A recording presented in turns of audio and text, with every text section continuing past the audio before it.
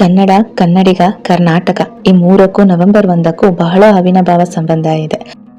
ಕರ್ನಾಟಕ ಪ್ರತಿ ವರ್ಷ ನವೆಂಬರ್ 1ರಂದು ಕನ್ನಡ ರಾಜ್ಯೋತ್ಸವನ ಆಚರಿಸಿಕೊಳ್ಳುತ್ತೆ.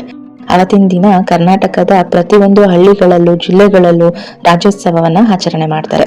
ಇವತ್ತಿನ ದಿನ ಕನ್ನಡಿಗರೆಲ್ಲ ಒಟ್ಟಿಗಿದ್ದೀವಿ ಅಂದ್ರೆ ಅದಕ್ಕೆ ಕಾರಣ ಕರ್ನಾಟಕದ ಏಕೀಕರಣ. ಕರ್ನಾಟಕದ ಏಕೀಕರಣ ದಿನವನ್ನ ಏನಕ್ಕೆ ಆಚರಣೆ ಮಾಡ್ತೀವಿ ಅನ್ನೋದ್ರ ಬಗ್ಗೆ ಅನೇಕರಿಗೆ ತಿಳಿದೇ ಇಲ್ಲ. ಕರ್ನಾಟಕ ಏಕೀಕರಣ ಹೋರಾಟ ಭಾರತಕ್ಕೆ ಬ್ರಿಟಿಷರಿಂದ ಸ್ವತಂತ್ರ ಬರೋದಕ್ಕಿಂತ ಮೊದಲೇ ಆರಂಭ ಆಗಿತ್ತು. ಸ್ವತಂತ್ರ ಪೂರ್ವದಲ್ಲಿ ನಮ್ಮ ಕರ್ನಾಟಕ ಈ ರೀತಿ ಇರಲಿಲ್ಲ. ಸುಮಾರು 20 ಆಡಳಿತಾತ್ಮಕ ಘಟಕಗಳಾಗಿ ಹಂಚಿ ಹೋಗಿದ್ವು. ಮೈಸೂರು ಸಂಸ್ಥಾನ, ಹೈದರಾಬಾದ್ ನಿಜಾಮರು, ಬಾಂಬೆ ಪ್ರೆಸಿಡೆನ್ಸಿ, ಮದ್ರಾಸ್ ಪ್ರೆಸಿಡೆನ್ಸಿ, ಕೊಡಗು ಇತ್ಯಾದಿ ಹಲವು ಆಡಳಿತಾತ್ಮಕ ಘಟಕಗಳು ಆಗಿನ ಕರ್ನಾಟಕದಲ್ಲಿದ್ವು.